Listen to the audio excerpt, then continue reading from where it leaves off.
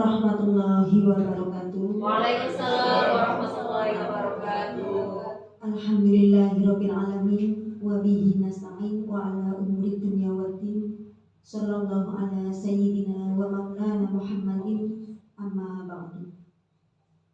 Yang saya hormati Bapak Kepala Sekolah SDN Pandan Rejo 2. Yang kami hormati pula Ibu Kepala Sekolah SDN Toyaning 1.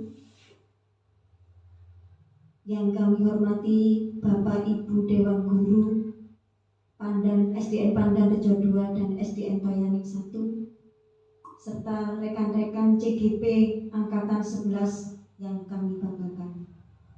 Pertama-tama marilah kita panjatkan puji syukur kepada Allah Subhanahu wa taala yang mana pada pagi yang cerah ini kami bisa melaksanakan diseminasi aksi nyata budaya positif CGP Angkatan 11 Kecamatan Rejosol Kabupaten Pasuruan.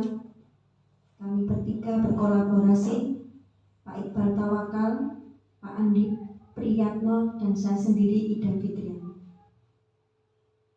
Salawat serta salam kita aturkan kepada junjungan Nabi besar Muhammad SAW, yang mana pada hari ini kita sudah diberi kenikmatan, kita diberi pencerahan oleh Rasulullah sehingga kita bisa memeluk agama, yaitu agama yang diridhoi oleh Allah. Amin amin ya rabbal alamin. Bapak Ibu yang kami banggakan, kami akan membacakan susunan acara pada pagi hari ini. Yang pertama adalah pembukaan yang akan diawali dengan pembacaan doa. Kedua, menyanyikan lagu Indonesia Raya. Dan yang ketiga adalah presentasi dari CGP Angkatan 11, yaitu Pak Iqbal Tawakal, Pak Andi Priyatno, dan Ida Fitriani. Untuk mempersingkat waktu, marilah kita buka acara ini dengan bacaan suratul Fatihah. Ila hadiniyah Niyatun sholihah lahul Fatihah.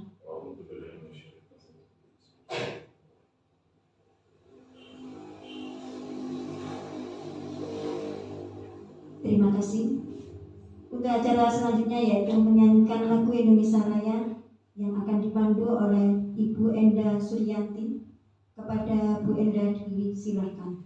Untuk Bapak Ibu dan Guru, monggo berdiri. Hadirin dimohon berdiri.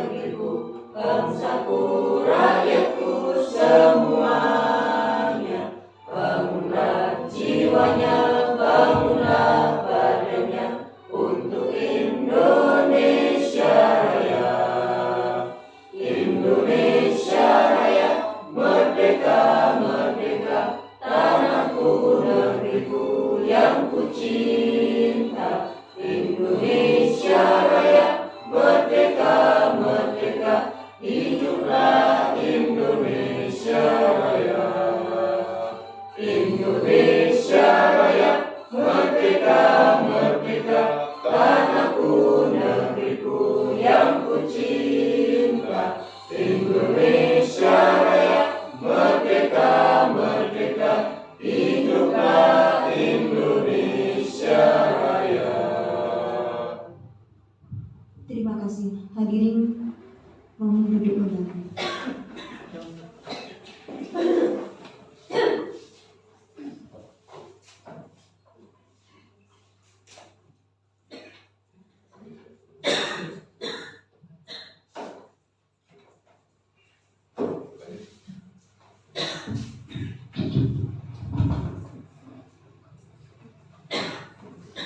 Untuk acara selanjutnya yaitu kita pada acara sesi inti, yaitu kami akan mendefinisikan tentang budaya positif.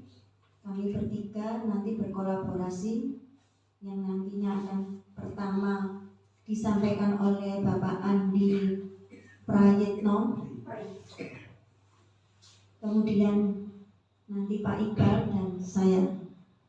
Monggo kami persilakan untuk Bapak Andi Priyatno. Baik, terima kasih untuk Bu Ida Fitriani. Baik, saya ucapkan terima kasih sebelumnya untuk teman-teman Bapak Ibu Guru, Bapak Ibu Guru SDN Pandan Rejo 2 maupun dari SDN Toyaning 1. Semuanya kita hebat-hebat semua yang hadir pada hari ini, yang hadir dalam presentasi diseminasi budaya positif di Kecamatan Rejoso. Tapi sebelum kita laksanakan, kita lanjut untuk diseminasi, kita SBG dulu. Ya, kita di sini ada gambarnya Bu Fitrinya lagi senyum. Ya, yuk senyum manis dalam 30 detik. Senyum dengan menunjukkan giginya.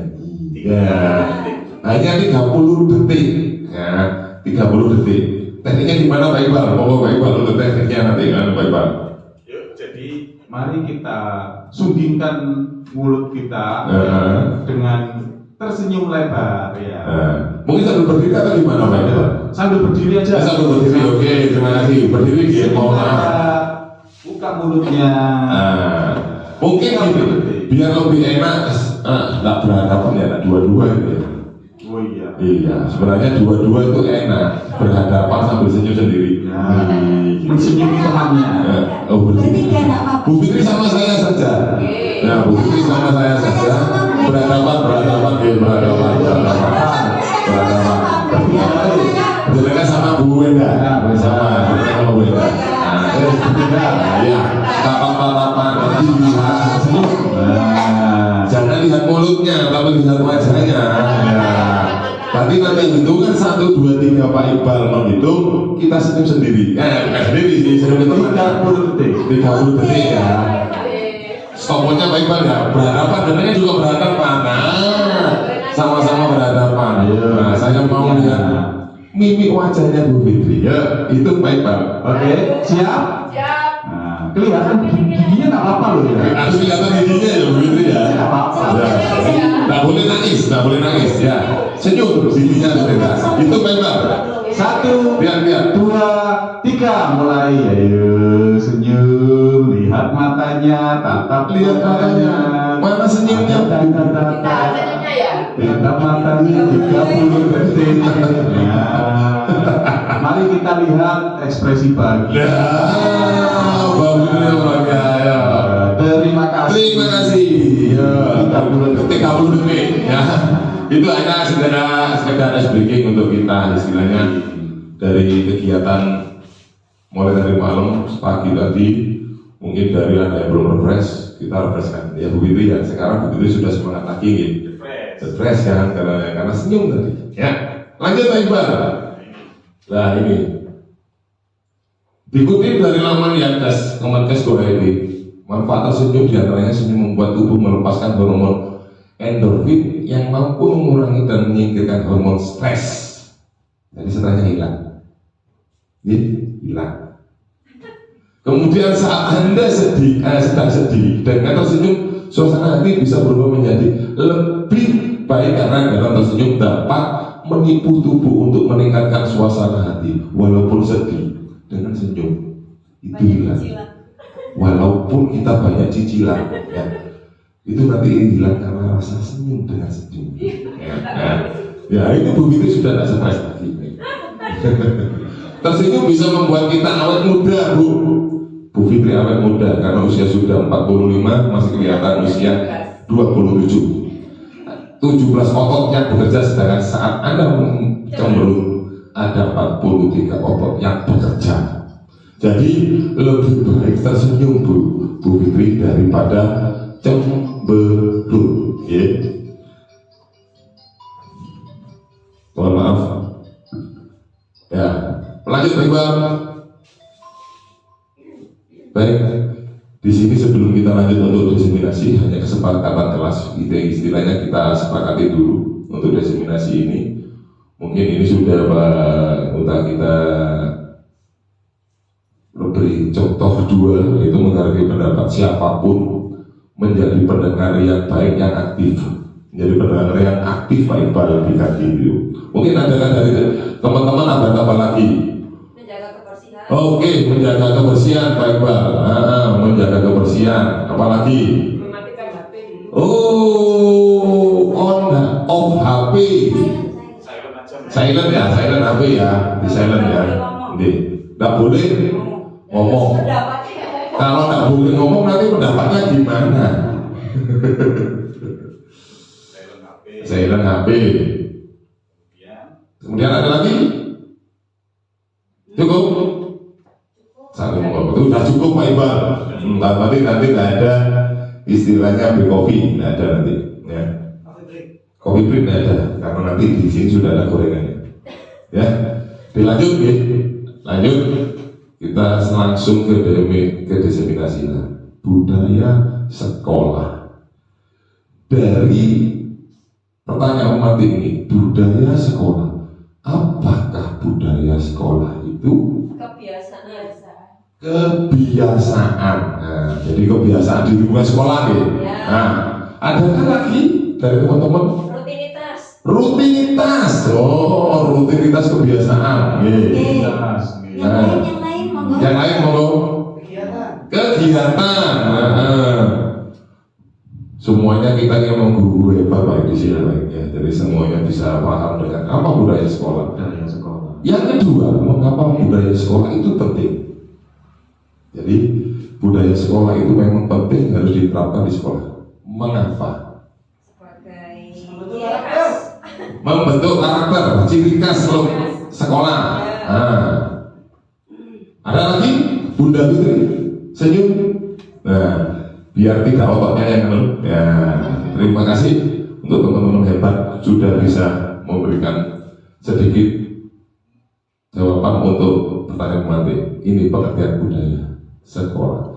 Menurut Jamroni, budaya sekolah adalah pola nilai-nilai, tradisi-tradisi, prinsip-prinsip dan kebiasaan-kebiasaan yang terbentuk dalam perjalanan panjang sekolah serta dikembangkan di sekolah dalam jangka waktu lama sehingga menjadi pegangan dan diyakini seluruh warga sekolah tersebut, sehingga munculkan sikap dan perilaku seluruh warga sekolah.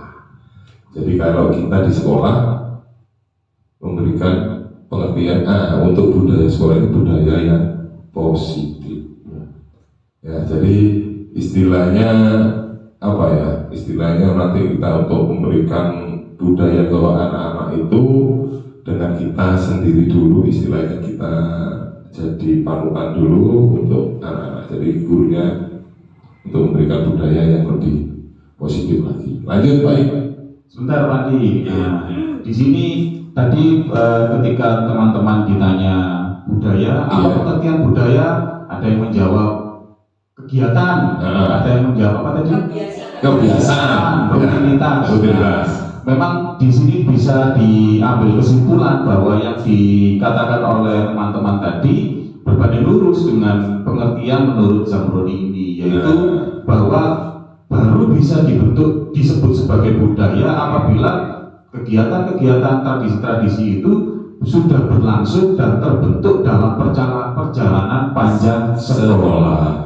Jadi tidak bisa kita membentuk budaya baru yang instan, merasa misalkan kita sebagai guru pernah mutasi ke lembaga sini, lembaga sana, membawa pengalaman-pengalaman di lembaga yang lama, merasa itu adalah sebuah nilai yang bagus, dengan serta-merta kemudian kita masukkan ke lembaga yang baru.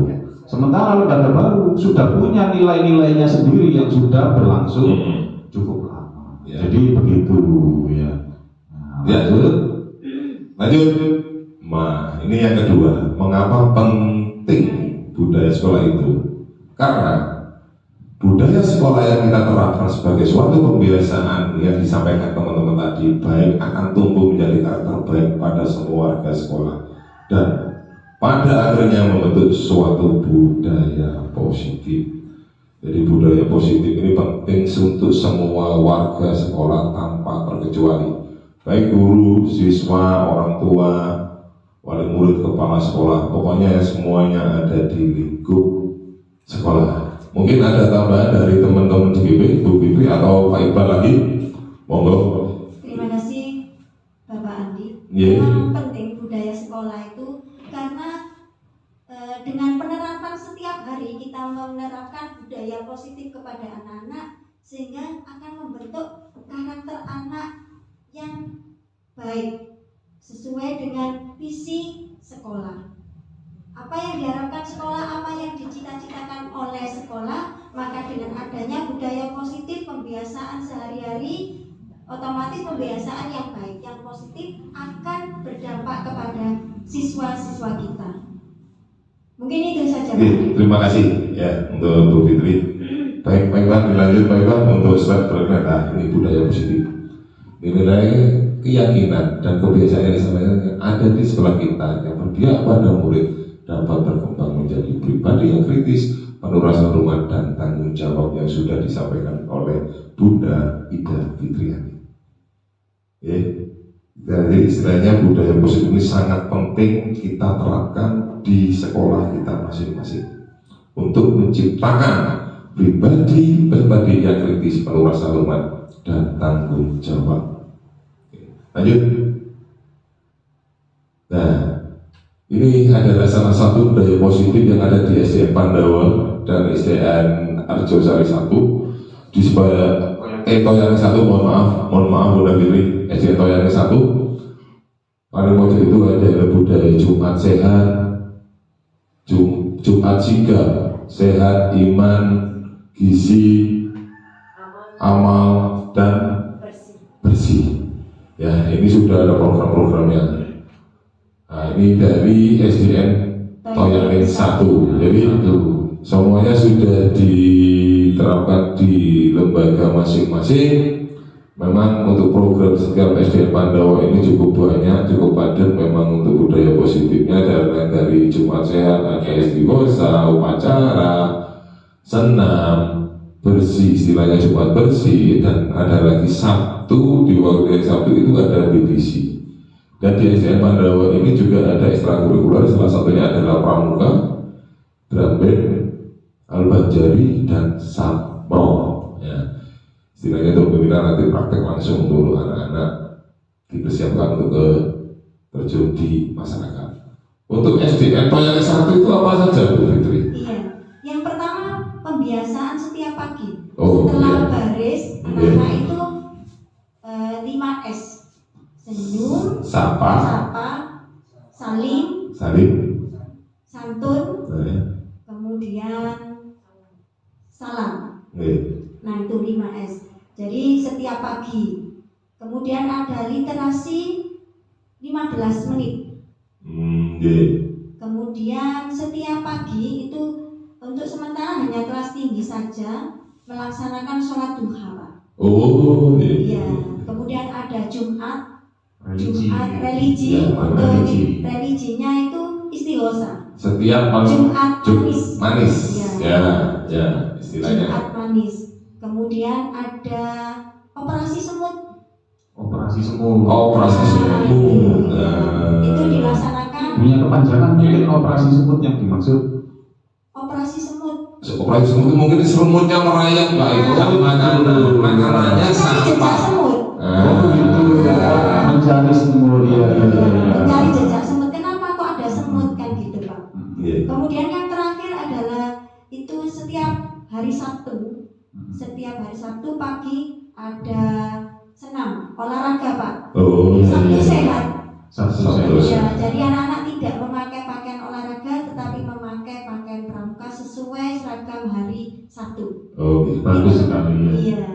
Nah, kalau kita lihat dari dua budaya positif yang berlaku di SDN Pandawa yang sudah diterangkan oleh Pak Andi tadi dan juga budaya positif yang ada di SDN Toyane 1 yang sudah diterangkan oleh Ibu Fitri tadi. Nah, ini sudah mengacu pada dimensi-dimensi yang ada pada profil pelajar Pancasila. Di sana ada religi dan lain sebagainya. Lalu mari kita kemudian lihat dan cermati lagi pada budaya positif di SDN Toyaning 1 dan di SDN Pandawa ini. Adakah panjenengan menemukan kesamaan atau setidaknya benang merah dari dua lembaga ini? Atau adakah hal-hal yang kegiatan yang hampir-hampir mirip sama ya antar lembaga? Adakah? Ada ya. Yang mana kira-kira jenengan temukan kesamaannya? Religi, istilahnya religi. Religi apa saja kan ada. Ya, Religi, Iya. sholat Tuhan, di sini mengaji, istighosah, apalagi berjamaah lagi apa? untuk semut rakyat di Pandawa apa namanya? Jumat bersih. Ada lagi SMS, semakin memungut sampah. Jadi jadi setiap hari setelah melaksanakan senam, jadi istilahnya kita mengingatkan lagi untuk membiasakan SMS semenit memungut sampah.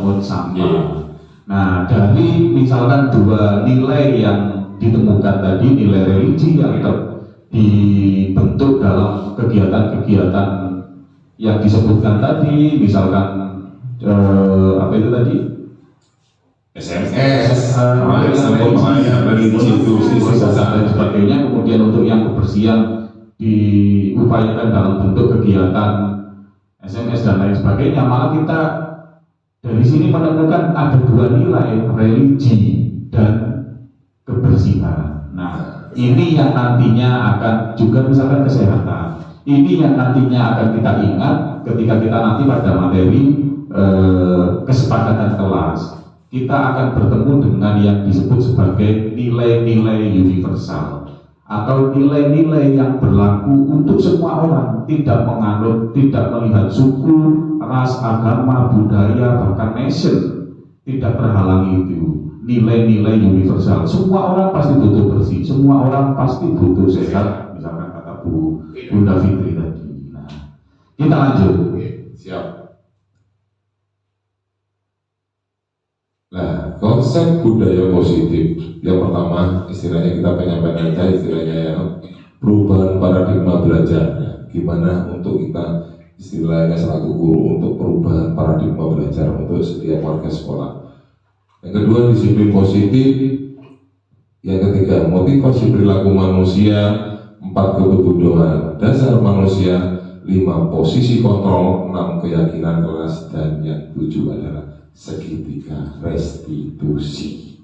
Insya Allah, Andi Ya. 7 materi ini yang akan kita sampaikan pada Kita sampaikan, tapi secara singkat aja nanti baiknya. Sebelum masuk ke materi 7 ini, adakah istilah-istilah yang sebelumnya dengan belum pernah dengar? Yang belum pernah dengar ya istilahnya kira-kira. Segitiga restitusi. Nah, kalau biasanya namanya segitiga sama kaki, sama segitiga sama sisi. Sekarang segitiga restitusi. Baik, nanti dijelaskan di sini Bunda Fitri. Ya. Kita berusaha untuk berdiskusi, berusaha untuk penyampaian destinasi ini ya. Ya, jadi segitiga restitusi. Oke, lanjut. Nah, Di sini ada materi yang pertama. Yang pertama ada ilusi ya, kontrol. Perubahan paradigma teori pilihan ilusi Kontrol. Ya, pertama ilusi guru mengontrol murid. Jadi guru harus bisa mengontrol murid. Ya. Yang kedua ilusi bahwa kritik dan membuat orang merasa bersalah dapat menguatkan karakter. Ini nanti yang kita menuju kepercayaan lama, kepercayaan yang sudah kita anggap kayaknya benar, tapi ternyata itu hanya ilusi. Yang ketiga, ilusi bahwa orang dewasa memiliki hak untuk memaksa. Kita sebagai guru karena orang dewasa memaksa, itu ilusi. Yang keempat adalah ilusi bahwa semua penguatan positif efektif dan bermanfaat. Ini sebenarnya ilusi guru mengontrol mungkin bisa dikatakan dulu adalah jika gurunya kurang muridnya menang itu adalah hal yang baik. Ternyata ilusi. Kritik membuat orang merasa bersalah dapat menguatkan karakter. Kalau kita menunjukkan kesalahan orang, nah kita berharap orang tersebut dapat mendapatkan penguatan dari kesalahan dan berharap mengetahui kesalahannya dan tidak mengulanginya. Ternyata juga itu ilusi. Nah, itu ya. Lalu apa yang benar? Nah, kita lanjutkan. Perubahan paradigma teori stimulasi respon, realitas kebutuhan kita sama. Teori kontrolnya, realitas kebutuhan kita berbeda. Kebutuhan saya sama Bu Fitri berbeda.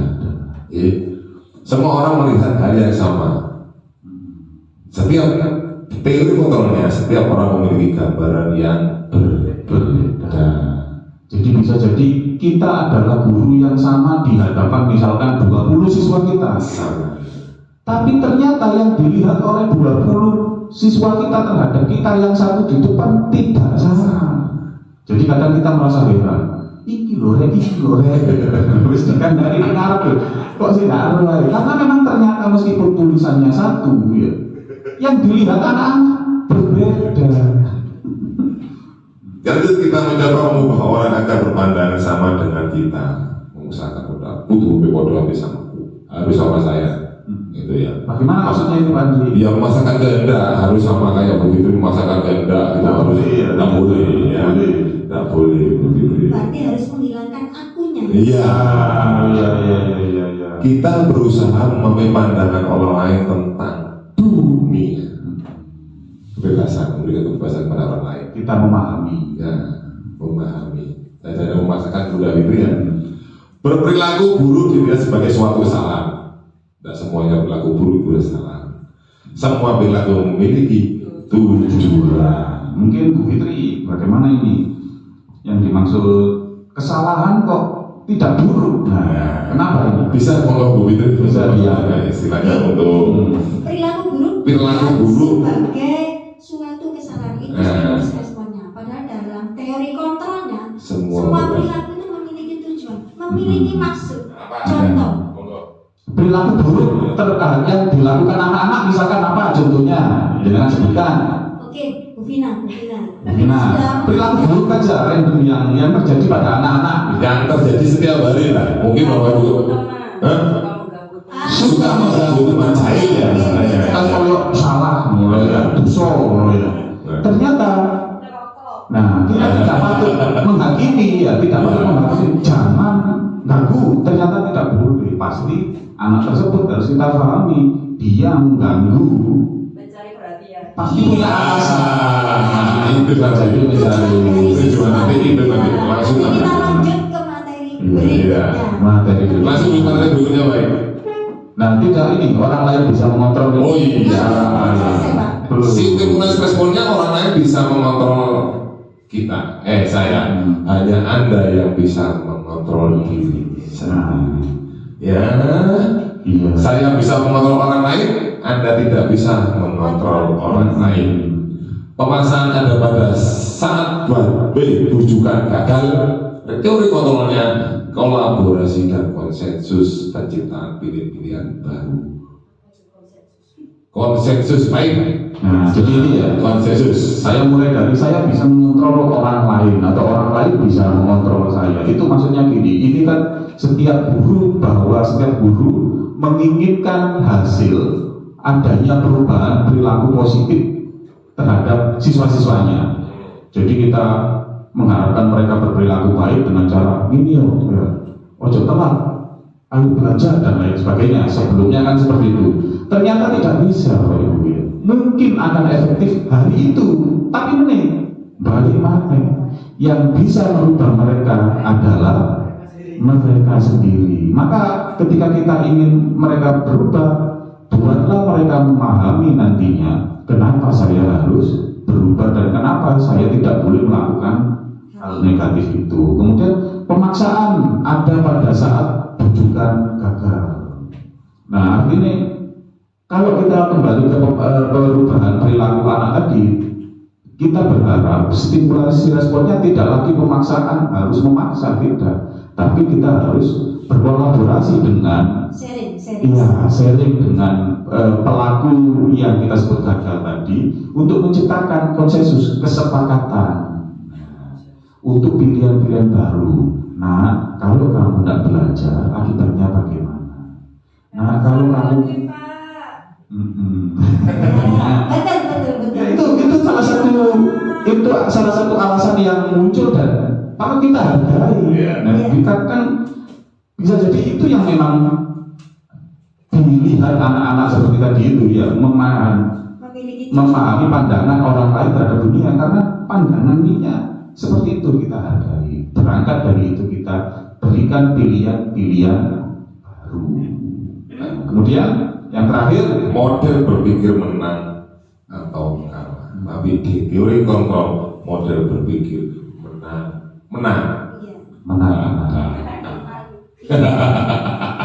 Kalau dalam istilah Indonesia Timur ya, nah, win-win solution.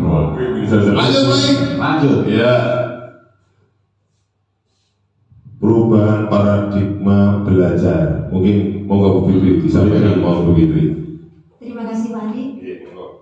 Perubahan paradigma belajar. Yang pertama, secara konvensional, perubahan paradigma itu yang pertama adalah berpusat pada guru. Pusatnya adalah guru. Itu konvensionalnya. Sekarang kita kan memasuki era merdeka belajar. Jadi berpusat pada siswa atau student center. Istilah kerennya itu student center. Kemudian guru satu-satunya sumber ilmu. Itu dulu. Tetapi sekarang adalah guru bukan satu-satunya sumber ilmu, melainkan banyak sumber ilmu yang lain. Kita tidak boleh terpacu dengan buku saja, dengan buku teks. Kita sekarang memasuki era milenium, generasi Z ya Pak? Generasi Alpha sekarang. Alpha ya, generasi Alpha. Nah, jadi kita tidak harus menunggu bendahara bos membelikan buku teks. Kita bisa mencari sumber lain, bisa dari internet. Buka Google, iya betul sekali Bu Vina. Membuka Google. Kemudian ada lagi di PMM itu banyak sekali fitur-fitur yang disediakan bagi Bapak Ibu yang ingin membutuhkan mulai dari modul ajar sampai materi yang kita butuhkan di PMM. Kemudian guru mentransfer ilmu dan pengetahuan ke murid. Guru seolah-olah hanya guru saja yang bisa memberikan ilmu kepada muridnya. Tetapi di era merdeka ini murid sebagai subjek atau pembelajar. Jadi kita harus berhamba pada murid. Maksudnya berhamba itu kita tidak menyembah murid, boten. Tetapi murid kita harus memberikan kesempatan pada murid. Murid yang kita dahulukan, bukan kita. Apa kebutuhan murid? Murid pasif. Jadi murid tidak aktif. Karena kita hanya menggunakan metode ceramah, tidak menggunakan metode yang bervariasi.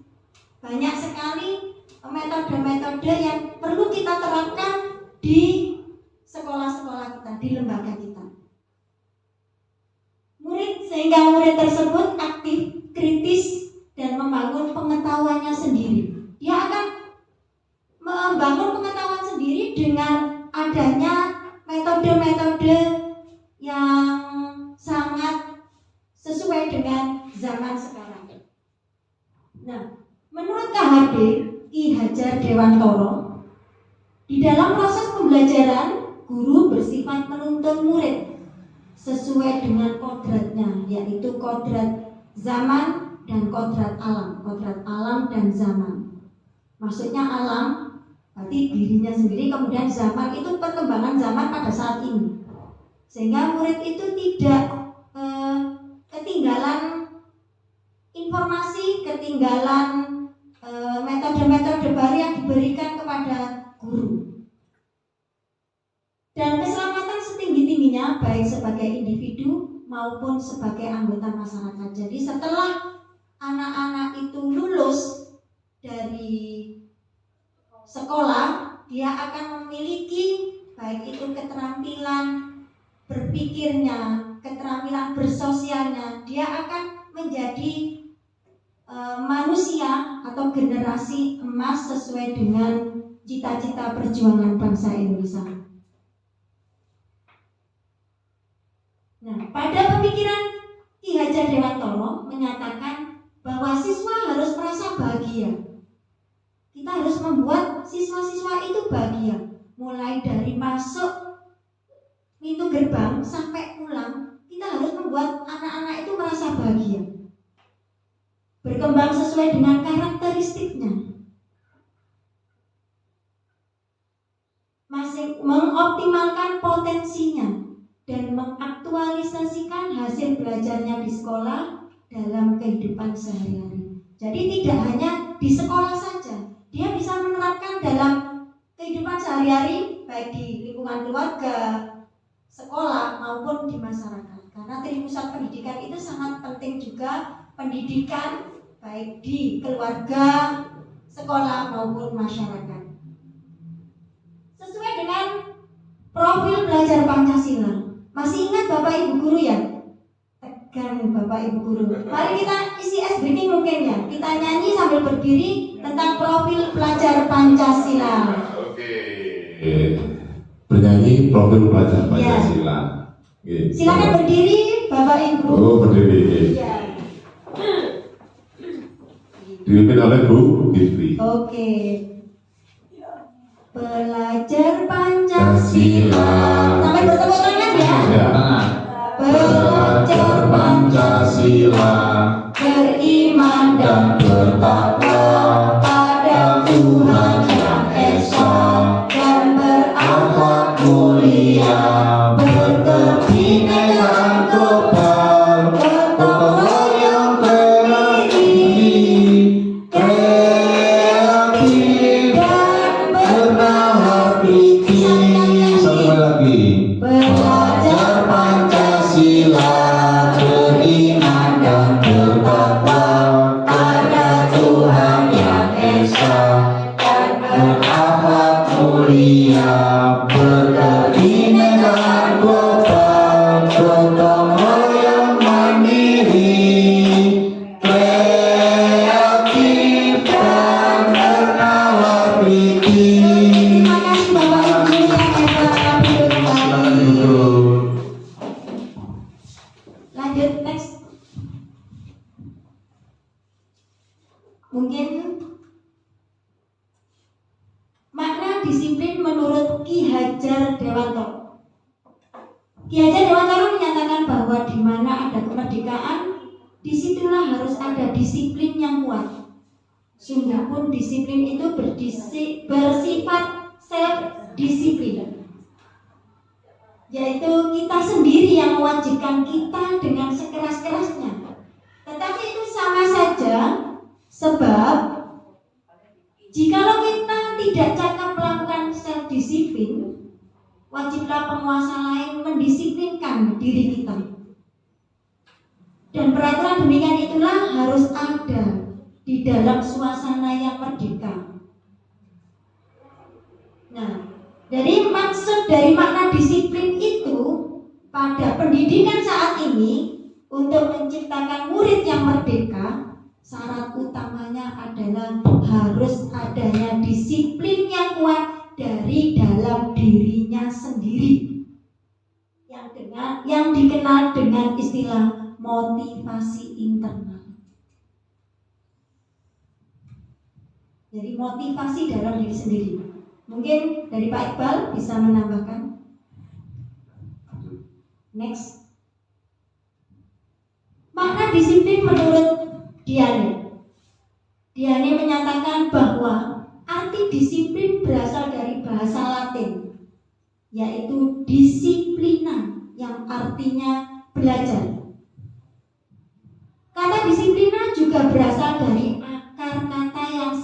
dengan disipel atau murid atau pengikut.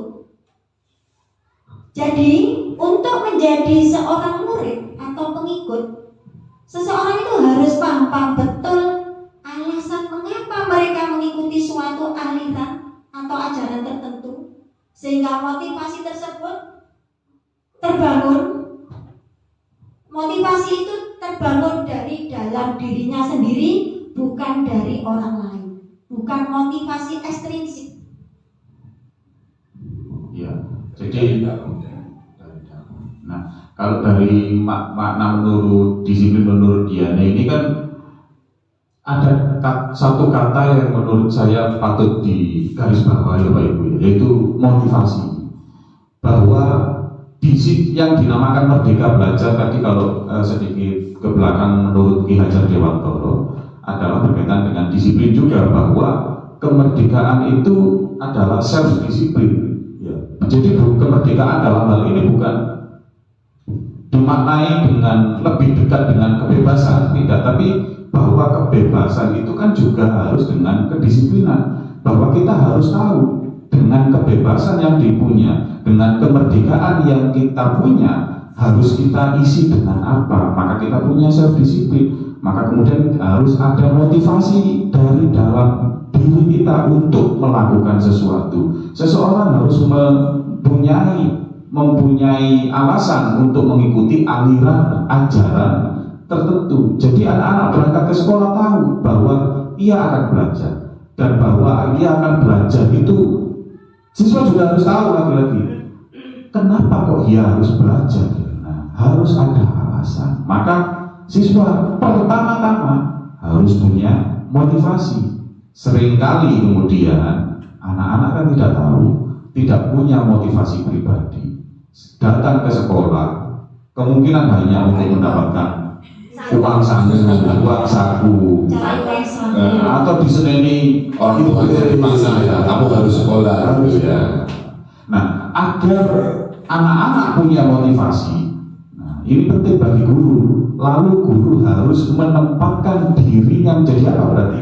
Agar anak punya motivasi, maka kita harus berperan sebagai nanti itu baik nanti Materi selanjutnya. nanti ya. Lo datangnya guru itu sebagai guru itu harus gini nanti ya.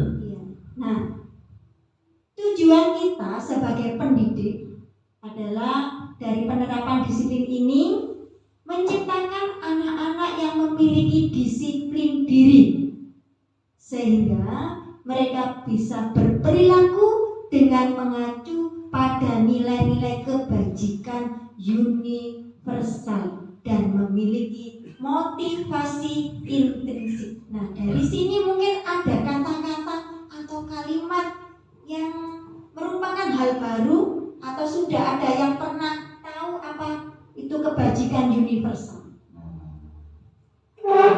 Nilai-nilai universal tadi yang sempat kita singgung di awal begitu ya, nilai-nilai kebajikan universal. Kemudian, nah ini istilah baru bagi kita. Nilai-nilai kebajikan universal adalah sifat-sifat positif manusia yang merupakan tujuan mulia yang ingin dicapai setiap individu. Nah, nilai-nilai tersebut bersifat universal dan lintas bahasa, suku, bangsa, agama maupun latar belakang. Karena di dalam nilai-nilai kebajikan universal itu ada 6 dimensi profil pelajar Pancasila yang tadi kita nyanyikan bersama. Yang pertama adalah beriman dan bertakwa kepada Tuhan Yang Maha Esa. Itu tidak hanya nyanyian belaka, itu ada tujuan di dalam itu. Yang kedua, berkebinekaan global, bergotong royong, mandiri, kemudian kreatif, dan terakhir bernalar kritis. Jadi semuanya itu ada hubungannya, tidak hanya sekedar menyanyi. tidak hanya sekedar menghafal profil pelajar Pancasila, Iya, betul, tapi Pak. kita nanti bisa mempraktekkan, anak-anak itu bisa memang mempraktekkan betul-betul untuk Iya. berkarakter profil pelajar Pancasila. Iya, betul sekali Pak Andi. Makna dari disiplin positif itu sendiri merupakan salah satu penerapan perilaku pembiasaan positif yang dilakukan untuk menjadi orang yang mereka inginkan dan menghargai diri sendiri dengan nilai-nilai yang mereka percaya, sehingga tumbuh motivasi intrinsik tanpa ada ancaman, hukuman, atau penghargaan. Jadi dari makna ini sangat luas sekali ya Bapak Ibu ya. Jadi kita melaksanakan disiplin positif itu tanpa ada unsur paksaan. Dari anak-anak itu akan merasa dirinya sendiri. Oh, saya kalau tidak melakukan kelasnya, makanya kelasnya kotor. Enggak. Kalau tidak bersih, nanti kalau gimana? Dia mempunyai perasaannya sendiri. Jadi ada sampah langsung diambil tanpa kita menyuruh. Kita sebagai guru tanpa harus menyuruh. Nah, itu sampah tolong diambil. Tidak perlu seperti itu. Jadi anak itu akan tumbuh dengan sendirinya, akan melakukan disiplin positif itu dengan tanpa disuruh. Jadi anak itu akan melakukan sendiri. Waktunya sholat duha tanpa harus, ayo anak-anak sekarang waktunya sholat duha. Tidak perlu seperti itu. Dia akan tahu karena kita sudah melaksanakan pembiasaan atau disiplin positif itu setiap hari. Mungkin itu ditambahi mungkin. Ya, berarti kita nanti sebagai guru kalau kita bisa menerapkan disiplin positif itu lebih apa Bu ya, kerjaan kita Bu ya, istilahnya apa? Lebih enak apa ya, karena apa? Nggak usah bersuara keras juga anak-anak tapi sudah punya kesadaran sendiri untuk budaya positif tersebut. Salah satu contoh tadi membuang sampah pada tempatnya tanpa ada paksaan atau tanpa disuruh. Lanjut. Motivasi perilaku manusia. Macam-macam motivasi. Itu yang pertama adalah motivasi ekstrinsik dan motivasi intrinsik. Jadi ada dua motivasi. Ada motivasi intrinsik dan ekstrinsik. Nah, apa sih motivasi ekstrinsik itu? Untuk menghindari ketidaknyamanan atau hukuman. Jadi seperti tadi, anak tidak membuang sampah pada tempatnya. Dia akan mengambil sampah itu, dibuang ke tempat sampah setelah disuruh, setelah dimarahi sama bu guru. Seperti kata-kata seperti ini. Loh, sampahnya kok udah dibuang ke tempat sampah? Ayo, silakan buang ke tempat sampah. Itu adalah motivasi ekstrinsik. Anak-anak itu takut dimarahin oleh bapak ibu guru. Apakah panjenengan bapak ibu guru selama ini memakai motivasi ekstrinsik apa motivasi intrinsik? Ekstrinsik. Iya, selama ini saya juga begitu Bu Vina, saya juga selama ini motivasi ekstrinsik. Maka dari itu kita dengan adanya desiminasi ini kita harapkan nanti pikiran kita, cara kita dengan anak-anak itu berubah.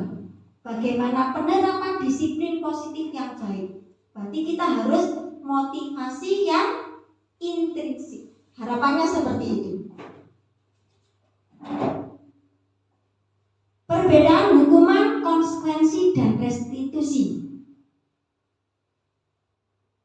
Hukuman ini bersifat tidak terencana, tiba-tiba. Murid tidak tahu apa yang terjadi dan tidak dilibatkan. Bersifat satu arah, berupa fisik maupun psikis. Contoh tadi, dengan bentakan sampah, saya tetap ke sampah ya, satu topik saja, sampah. Anak tidak membuang ke tempat sampah, kita langsung sambil tangan kita dipinggang, wes dikandani, sudah dibilangin bola balik, kok tetep aja ini kamu. Jadi kita itu memvonis anak bahwa anak itu bersalah dengan suara yang sangat keras. Kemudian konsekuensi, konsekuensi ini sudah terencana atau sudah ada kesepakatan? Murid sudah mengetahui apa yang akan diterima bila melanggar.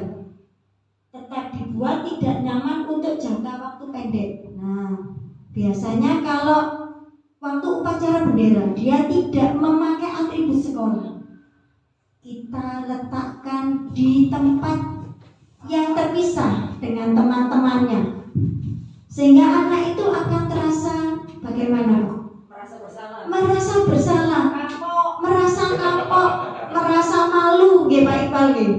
Nah, karena sudah ada kesepakatan kalau tidak memakai atribut sekolah lengkap, apalagi di waktu hari Senin, dia akan mendapatkan sanksi. Itu namanya konsekuensi. Dan yang terakhir adalah restitusi. Restitusi ini menciptakan murid untuk memperbaiki kesalahan, mengajak murid mencari solusi atas masalah yang dilakukan dan bertanggung jawab. Dan yang terakhir, murid akan menjadi identitas sukses, bukan identitas gagal. Nah, sekarang kita akan membahas tentang restitusi ini. Jadi dari hukuman, konsekuensi, dan restitusi, kira-kira mana yang paling baik untuk kita dan siswa kita? Restitusi. Iya, betul sekali Bu Vina. Jadi kita beri tepuk tangan untuk semuanya. Berarti kita harus berani berubah ya, berubah dengan adanya diseminasi dari kami. Amin. Amin. Akan Sedikit ke sini, tapi sebelum untuk maju ke slide berikutnya, dari sini sudah dibacakan tadi oleh Bu Fitri antara hukuman, konsekuensi, dan restitusi. Tapi juga kita bisa melihat dari ketiganya ini bahwa masing-masing setidaknya terdiri dari 3 poin, kecuali yang hukuman ini ada 4. Meskipun 2 ini, poin 2 dan 3 ini bersifat sama. Nah, dari sini bisa kita lihat perbedaan masing-masing sekilas gitu. Kalau hukuman tadi tiba-tiba, kalau konsekuensi sudah berencana, tapi kalau restitusi bahkan tidak tentang terencana, tapi bahkan ini sudah muncul dari diri siswa sendiri.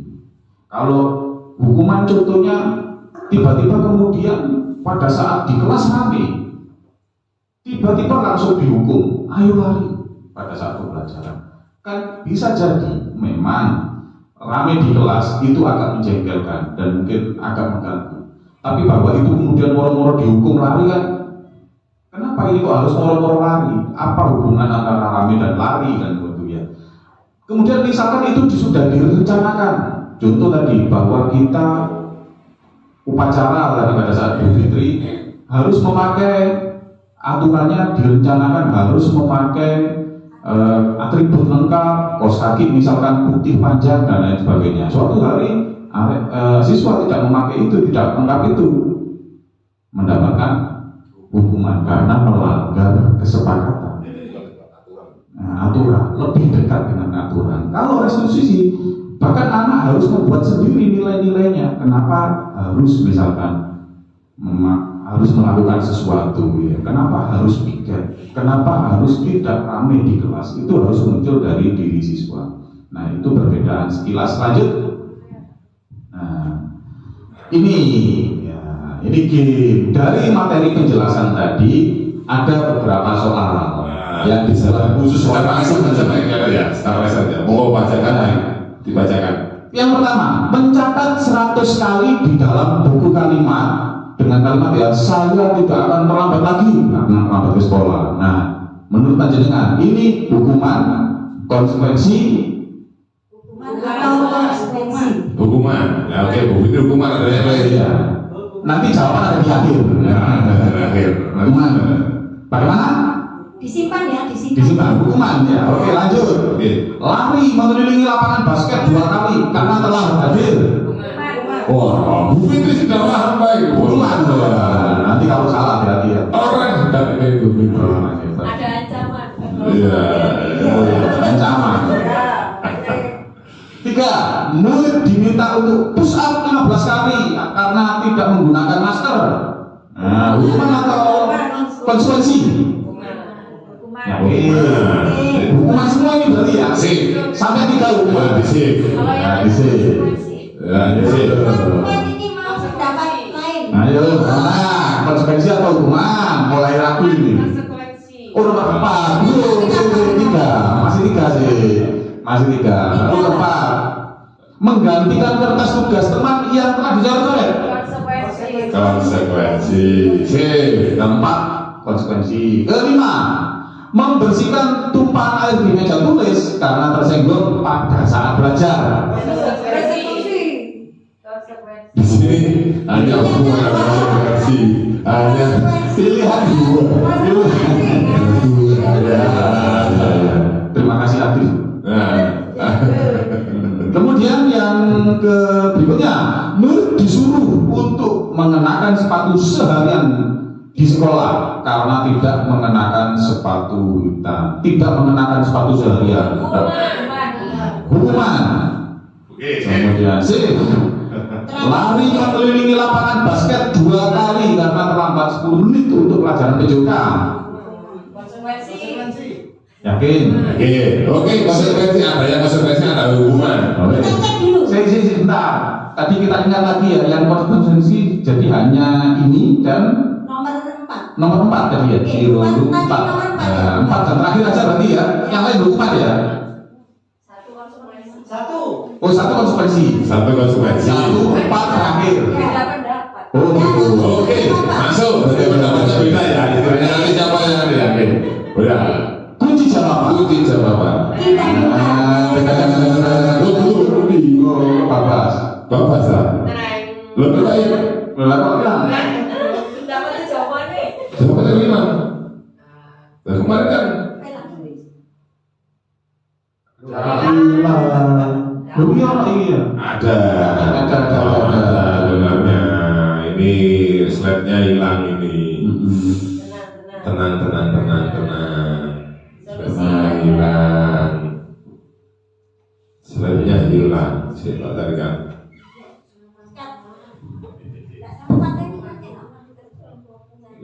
Jika berarti dia bisa. Jadi ikan bisa dipotong. Ada. Potong bambu. Bisa dipotong. Jadi berapa?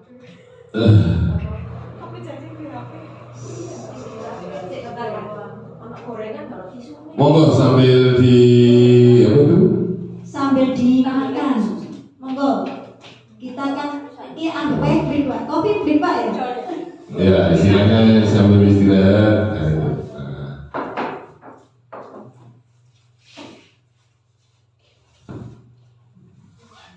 Nah, ini sudah ketemu.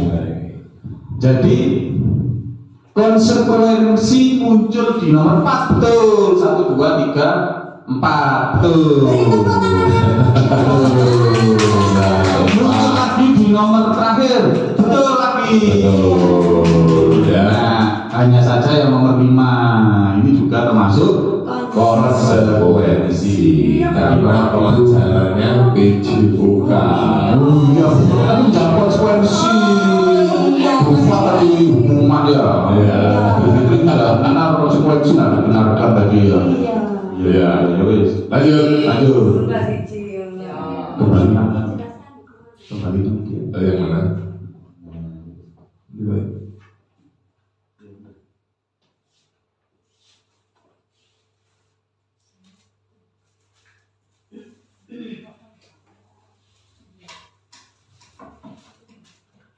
Ya. Lanjut. Kebutuhan dasar manusia.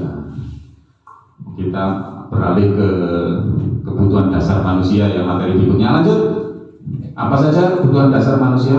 Kebutuhan dasar manusia adalah segala sesuatu yang kita lakukan, usahakan untuk mendapatkan apa yang kita inginkan.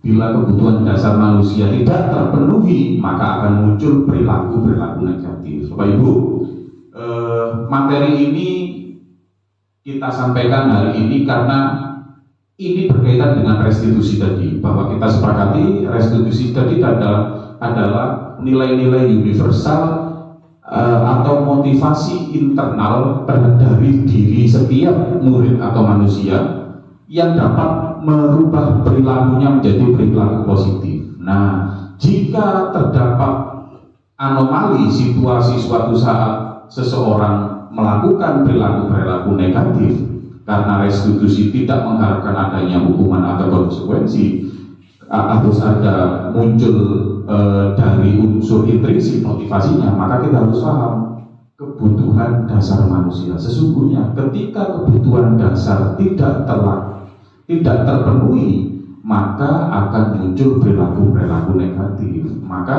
untuk menghilangkan perilaku negatif, bukan menghukum atau bukan memberikan konsekuensi, tapi kita harus memenuhi kebutuhan dasarnya apa yang diinginkan, yang sedang tidak terpenuhi. Lanjut, lalu apa saja kebutuhan dasar manusia itu? Sudah dikelompokkan menjadi 5, yaitu yang pertama kebutuhan bertahan hidup. Ini adalah kebutuhan biologis, Bapak Ibu ya.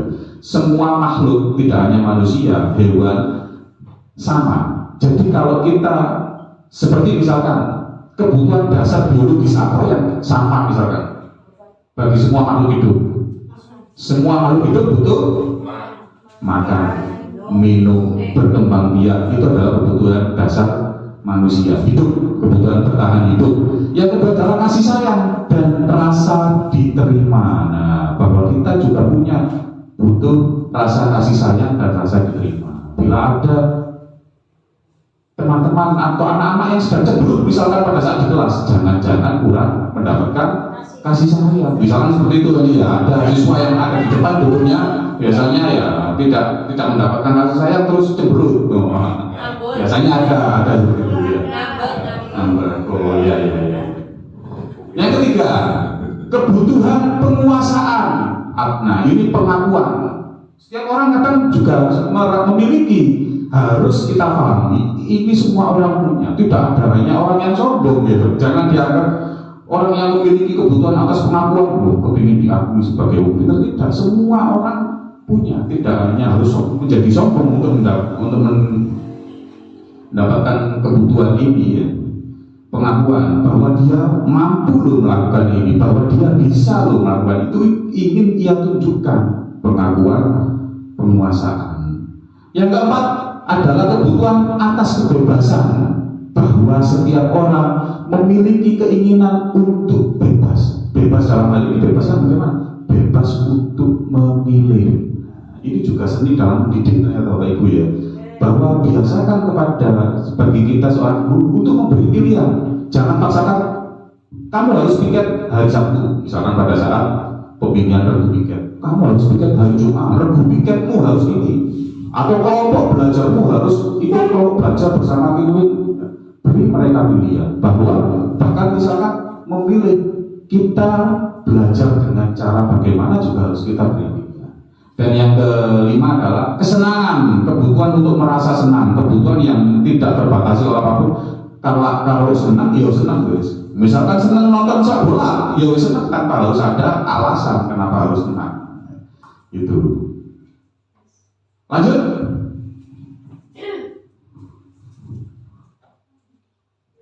Nah, kebutuhan berdasarkan kebutuhan hidup, bertahan hidup, diantaranya ini ada 4: kesehatan, pakaian, makanan, tempat tinggal. Kebutuhan untuk diterima, misalkan contohnya hubungan dan koneksi sosial, itu diterima dalam lingkungannya, merasa bagian dari suatu kelompok. Penting ini, jadi jangan biarkan anak-anak pernah merasa sendiri dalam kelasnya. Usahakan mereka selalu terkoneksi dengan teman-teman lainnya. Kadang ada teman-teman itu, teman-teman di antara murid itu yang tak senang terhadap teman lainnya. Jangan biarkan seperti itu, sehingga mereka sampai dikucilkan. Minimal berikan mereka kalau tidak diterima di satu kelompok, usahakan mereka tetap diterima di kelompok lain. Gitu. Memberi dan menerima kasih sayang, kasih sayang, kebutuhan untuk diterima, dan senang dengan kerja kelompok. Siswa memang senangnya berkelompok.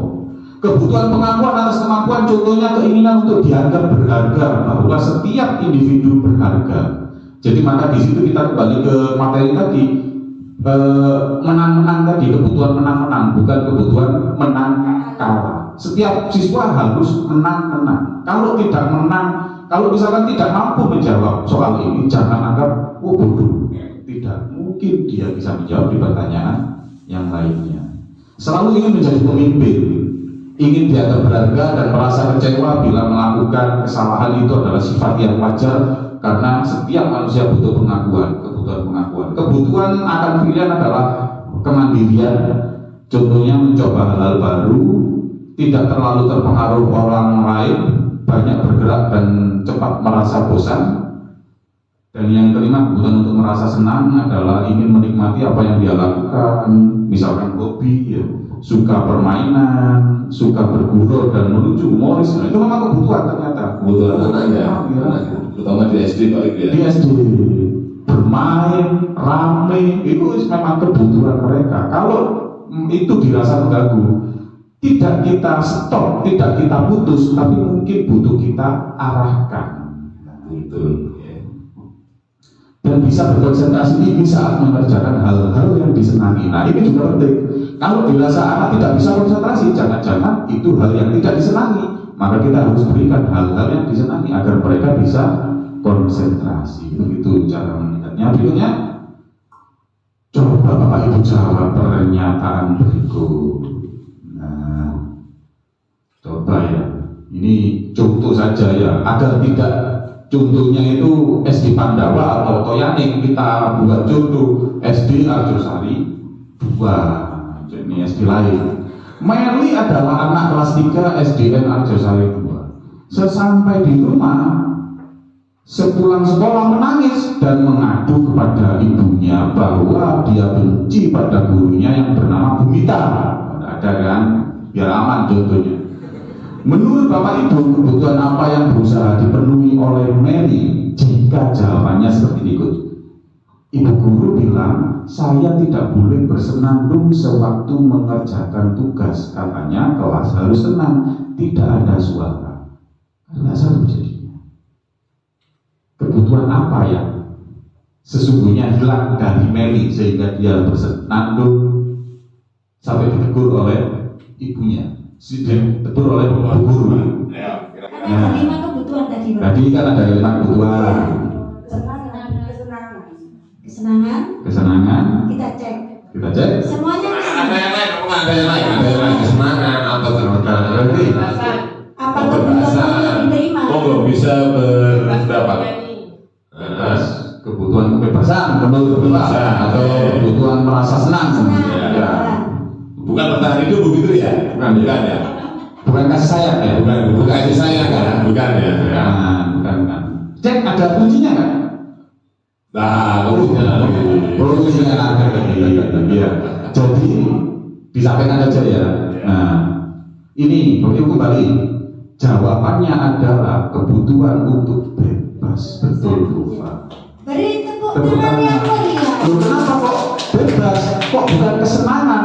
Kan senang melakukan sesuatu, senang bernyanyi. Meli sesungguhnya bukan karena senang bernyanyi, tapi ia ingin pilihan. Kenapa pelajarannya kok itu melulu? Kok tidak disampaikan dengan bernyanyi misalkan? Nah, itu ya. Nah, kan nggak seru jadinya. Nggak ada pilihan. Ya. Oke. Posisi kontrol kita terutama sebagai guru ini ya. Posisi kontrol yaitu ada 5 posisi kontrol. Bapak Ibu yang perlu kita pahami sebelum masuk ke sini, ini bagaimana kita melihat materi ini atau menempatkan posisi kita. Kalau tadi bahwa murid atau setiap manusia memiliki 5 kebutuhan dasar. Lalu ketika ada anomali terjadi pada kelas, maka sesungguhnya kita harus mengidentifikasi kebutuhan mana yang sedang tidak terjadi atau tidak terpenuhi oleh murid tersebut, pilihan. Nah, kalau ini nanti ini tidak tentang pilihan, tapi di antara 5 ini kondisinya akan dijelaskan menurut Bapak Ibu mana yang harus kita ambil sebagai guru. Jadi ini tidak tergantung pada situasi. Tidak, misalkan situasi koyok ini kita harus menjadi teman, situasi koyok ini menjadi teman, tidak. Kita harus memilih satu posisi yang kita anggap baik untuk profesi kita sebagai guru. Keterangannya, posisi pertama adalah posisi penghukum. Mari kita introspeksi. Posisi penghukum itu identifikasinya adalah biasanya menggunakan hukuman fisik dan verbal, nada dan suara tinggi, melotot, membentak, menunjuk, menghardik, bahkan kadang-kadang mempermalukan di depan umum. Artinya mempermalukan di depan umum itu sederhana menunjukkan bahwa misalkan pertama kamu tidak bisa, bahwa jawabanku salah. Nah, jawaban salah ternyata misalkan pada satu saat kita menunjukkan apa jawabannya, oh salah. Nah, itu termasuk mempermalukan di depan umum. Ya, tidak ada jawaban salah, harus menang-menang. Kalau memang itu salah ternyata, oke, yang lain, nah gitu ya. Itu penghukum. Pembuat merasa bersalah, suara lebih lembut, tapi kalimatnya yang membuat merasa bersalah. Jadi orang Jawa ngomongnya loh, tapi pedes ya. Nah, ini membuat merasa nyelekit. Nah, sehingga murid akan merasa tidak nyaman dan merasa bersalah, rendah diri. Ya, kayak David diakhiri kayak karena perkataan yang tajam dari teman. Posisi berikutnya sebagai teman, menggunakan bahasa yang baik, terjalin antara guru dan murid, tetapi tidak saat guru, tetapi di saat guru tidak membantu, maka murid akan kecewa. Seperti teman, bestie ya. Kalau sedang bersama, kayak bestie. Ya. Tapi kalau sedang di situasi sedang tidak ada, ingin curhat, dia kecewa. Tidak ada waktu untuk kita, akhirnya kecewa. Teman seperti itu. Memantau, mengawasi dan memberikan konsekuensi karena mengandalkan pada catatan dan data sebagai bukti. Berawal dari teori stimulus respon. Nah, yang menunjukkan tanggung jawab sebagai guru dalam mengontrol murid. Stimulus respon, kalau teori lama kita sebut sebagai penghargaan dan apa bahasa Inggrisnya itu ya, reward dan punishment. Nah, ini adalah sebagai posisi pemantau. Ada stimulus, ada respon, ada kesalahan, kita beri punishment. Kalau ada prestasi, kita beri stimulus, reward. Nah, itu. Nah, posisi yang terakhir adalah manajer. Mempersilakan murid mempertanggungjawabkan perilakunya, silakan. Mendukung untuk mendapatkan solusi atas permasalahannya sendiri. Kemudian guru biasanya menggunakan posisi teman atau pemantau dalam satu waktu. Itu sebagai manajer, kata kunci di manajer ini adalah mendapatkan solusi atas permasalahannya. Mungkin dari sini baik. Teman-teman ini mana posisi kontrolnya? Iya.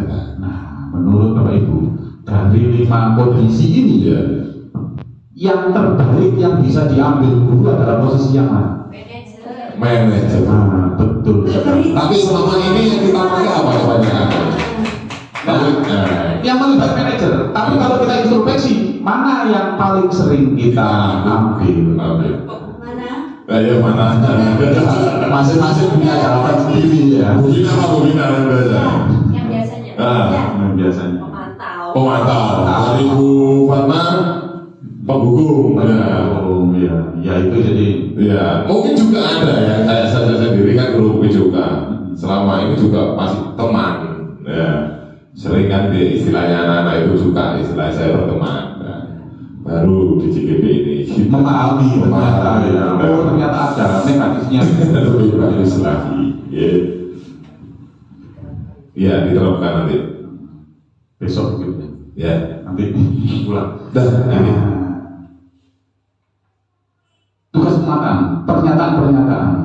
Nah, ini maksudnya diucapkan guru dengan posisi seperti apa gitu loh ya. 5 Ya, tadi. 5 posisi kontrol. Kontrol tadi.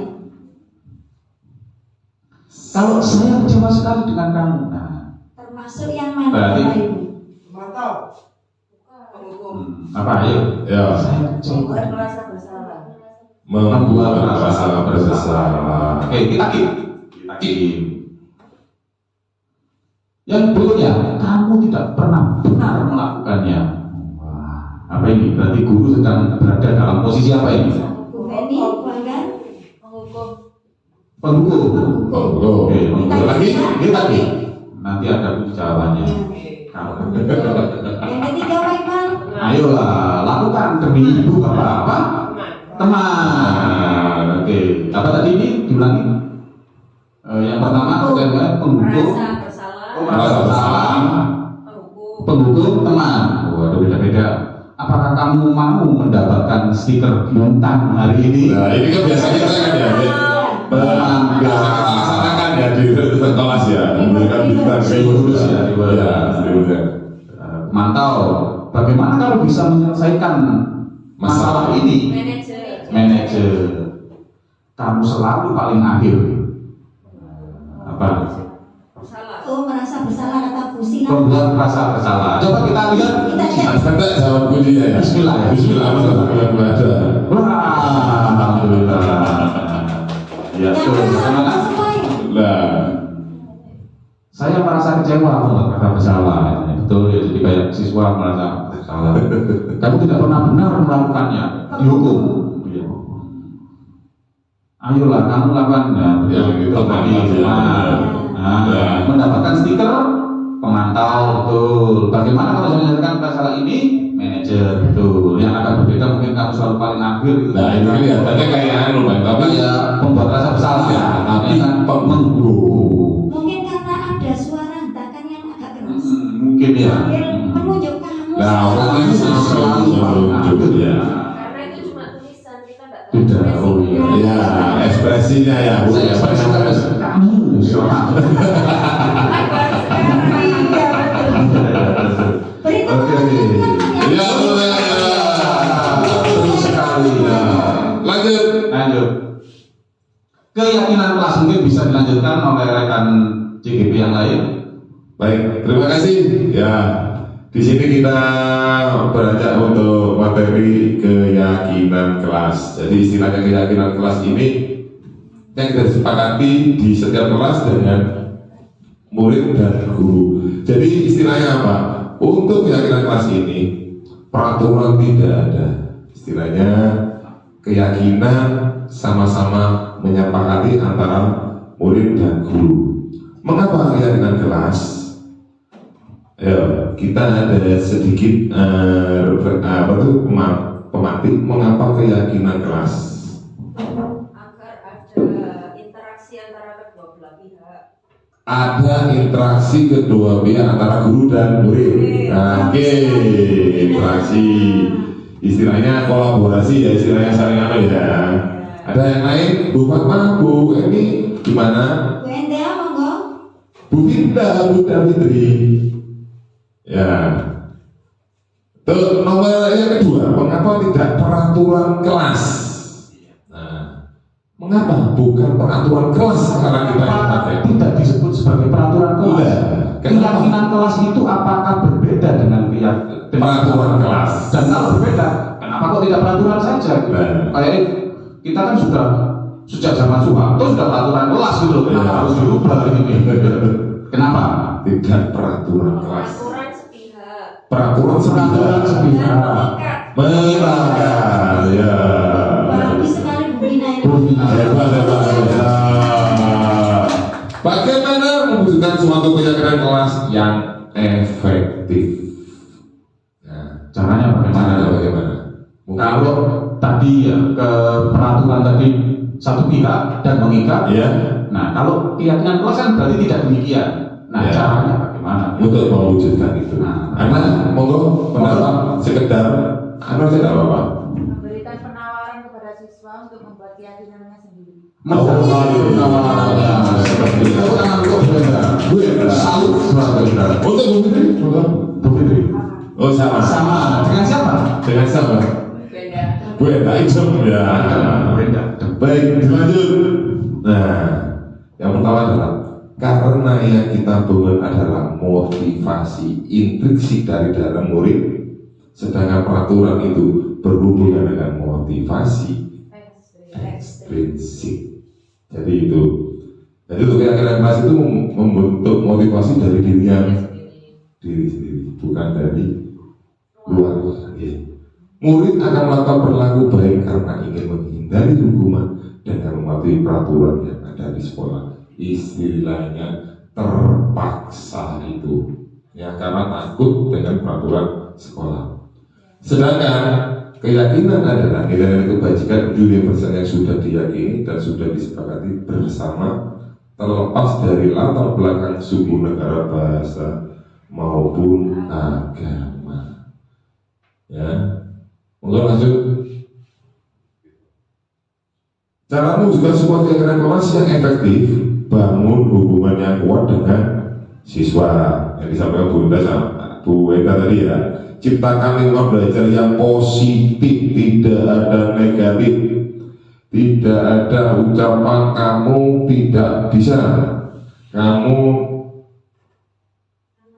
anak bodoh, tidak ada, istilahnya ucapan yang positif semua. Libatkan siswa secara aktif, tetapkan aturan kelas yang jelas. Jadi istilahnya yang jelas, singkat padat itu biar keyakinan kelas ini sama anak-anak itu mudah diingat, mudah juga nanti mudah diterapkan. Kalau nanti keyakinan kelas terlalu panjang, nanti mungkin anak-anak sulit untuk menghafalkan atau mempraktekkan, terutama ini untuk praktekannya nantinya. Lanjut. Komponen utama keyakinan kelas, saling percaya. Anggota kelas saling percaya satu sama lain, baik kepada guru maupun sesama siswa. Jadi kita selaku pendidik atau selaku guru harus percaya kepada murid kita sendiri. Respect, setiap anggota kelas saling menghormati pendapat perbedaan dan kontribusi satu sama lain. Sudah menunjukkan budaya positif, saling menghargai pendapat yang berbeda. Terbuka, terdapat suasana yang terbuka untuk berbagi ide, bertanya, dan memberikan masukan. Jadi istilahnya saling terbuka, saling menerima untuk memberikan masukan. Kolaboratif yang disampaikan Bu Vina tadi, anggota kelas bekerja sama untuk mencapai tujuan bersama antara murid siswa ke guru atau siswa ke siswa, kata siswa ya.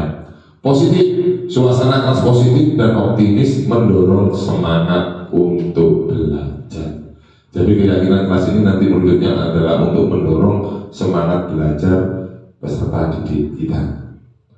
Pembentukan kelas, keyakinan sekolah atau kelas. Keyakinan kelas bersifat lebih abstrak daripada peraturan yang lebih rinci dan konkret.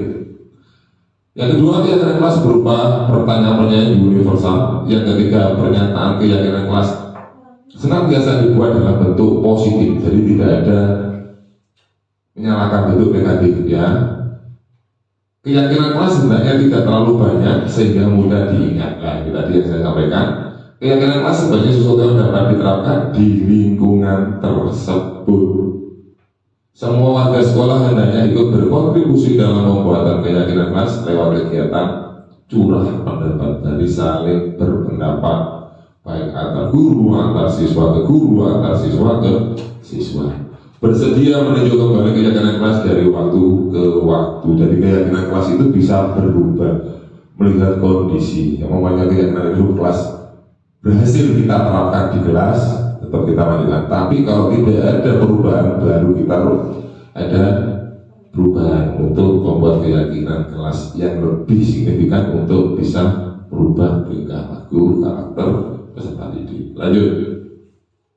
Segitiga restitusi, bukan segitiga sama kaki ya Bu.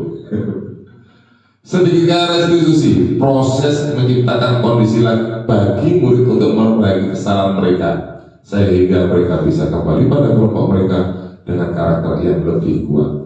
Konsen 2004. Dan juga merupakan proses kolaboratif yang mengajarkan murid untuk mencari solusi untuk masalah mereka dan membantu mereka berpikir tentang orang seperti apa yang mereka inginkan dan bagaimana mereka harus memperlakukan orang lain.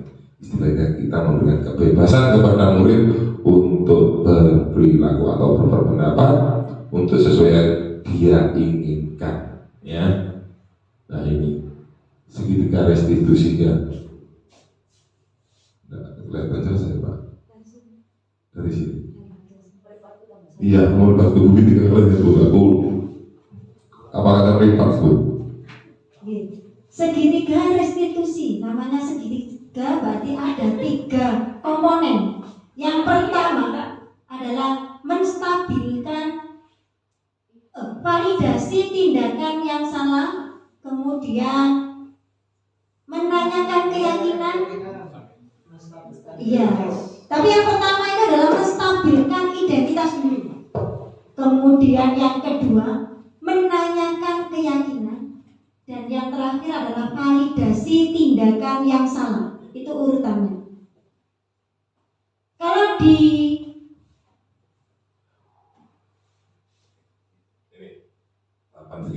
tahapan segitiga restitusi, langkah-langkahnya yang pertama adalah menstabilkan identitas,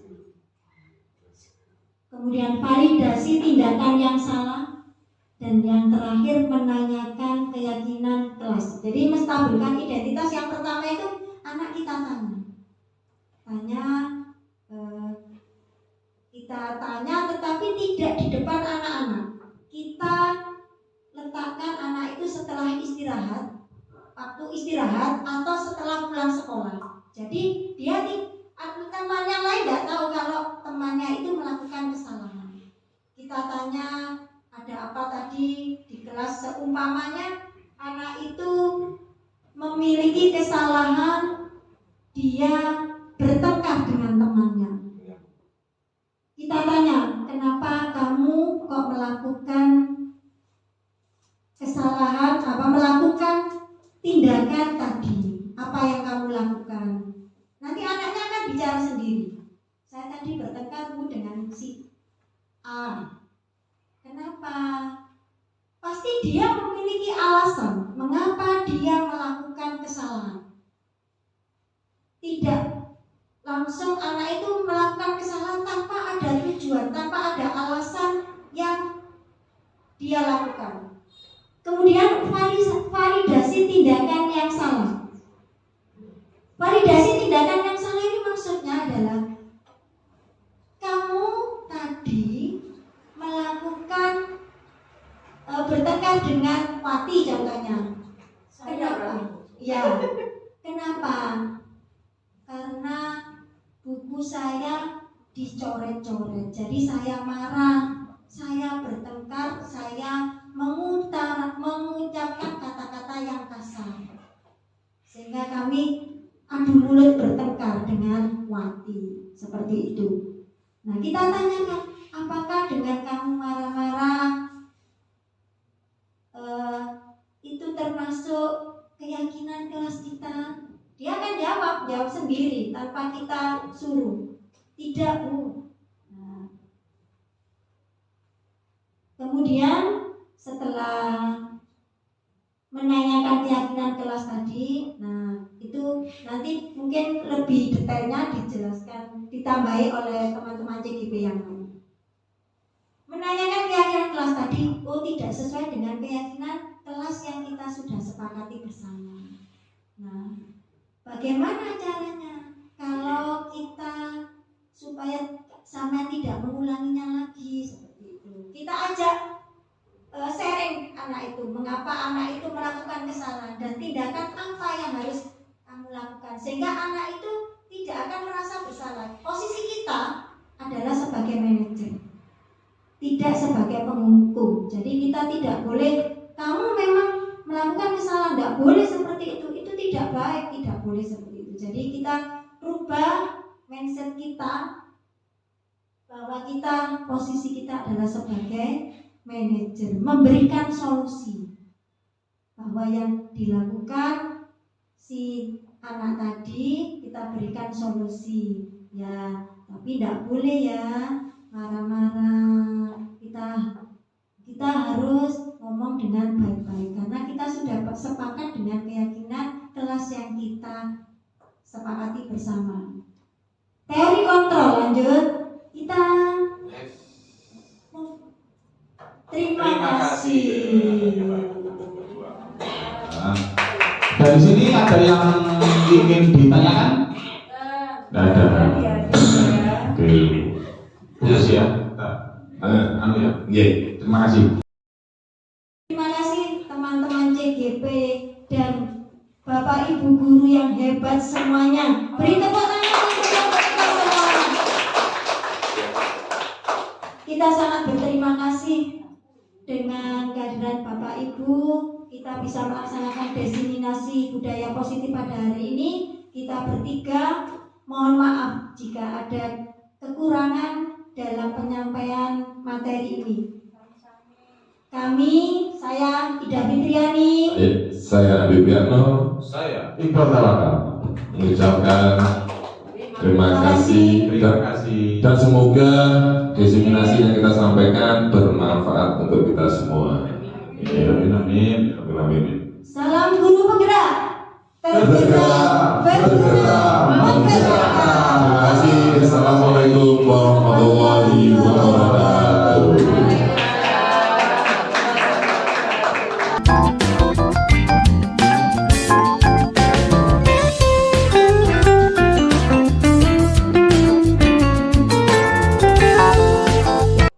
Assalamualaikum warahmatullahi wabarakatuh. Waalaikumsalam.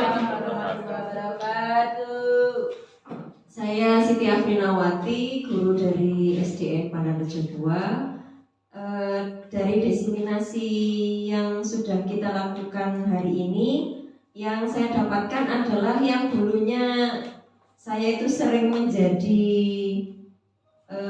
penghukum tadi ya. Ada penghukum, ada pemantau, ada teman. Nah, ternyata yang lebih baik itu adalah sebagai manajer. Nah, ya semoga dari diseminasi ini saya pribadi bisa menjadikan atau memposisikan diri saya sebagai manajer untuk anak didik saya.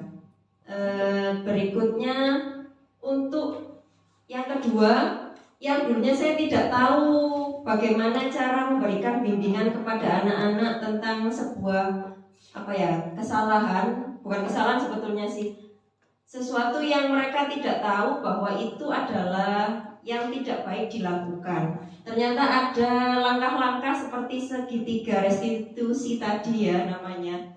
Nah, jadi dari situ saya juga bisa belajar dan kemudian semoga saya bisa menerapkan bahwa untuk melakukan bimbingan kepada anak didik, saya harus mengajak mereka sendiri tanpa diketahui teman-temannya, dan juga memposisikan bahwa kita ini saling berkonsultasi atau saling bercerita, saling sharing, dan juga menemukan solusi bersama. Solusi itu yang diharapkan adalah muncul dari anak didik kita sendiri, bukan dari keinginan saya. Dan saya hanya bisa mengarahkan saja. Baik, itu saja dari saya. Terima kasih. Wassalamualaikum warahmatullahi wabarakatuh.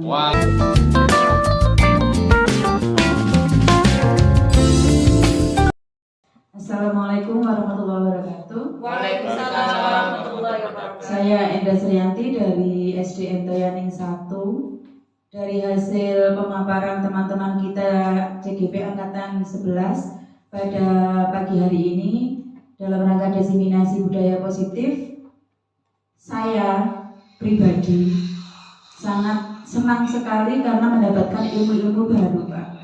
Jadi yang dulunya saya itu menerapkan atau menjadi sebagai penghukum, ternyata ada ilmu baru yang saya harus terapkan, yaitu saya harus bertindak sebagai manajer. Karena yang saya dapatkan hari ini adalah budaya positif itu menumbuhkan karakter anak. Apa yang harus kita terapkan, apa yang harus kita lakukan supaya karakter anak ini terdidik atau terbentuk dengan baik. Saya mendapatkan ilmu baru ini dan saya akan terapkan di sekolah saya kebiasaan-kebiasaan ataupun prinsip-prinsip yang sudah saya terima di materi pada pagi hari ini agar karakter anak bisa berkembang, karakter anak bisa tercipta menjadi lebih baik daripada sebelum saya menerapkan budaya positif di sekolah saya. Terima kasih untuk CGP Angkatan 11 atas penyampaian diseminasinya sangat jelas dan bermanfaat sekali. Assalamualaikum warahmatullahi wabarakatuh.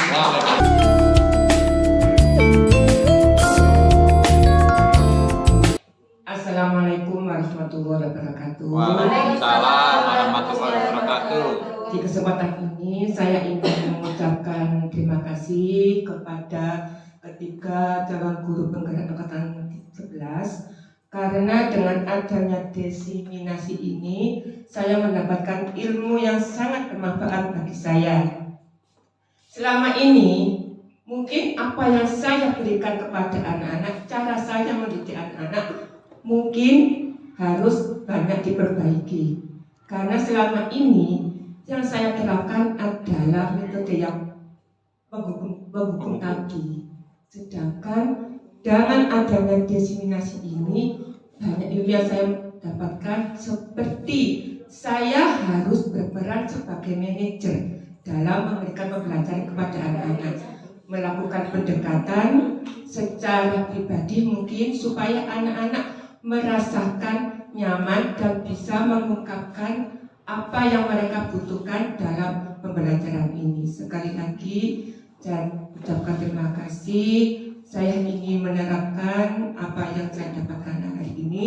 Semoga saya bisa memberikan apa yang anak-anak butuhkan, menciptakan lingkungan yang kondusif dan memberikan kenyamanan bagi anak-anak dalam memperoleh pendidikan. Sekali lagi terima kasih. Wassalamualaikum warahmatullahi wabarakatuh.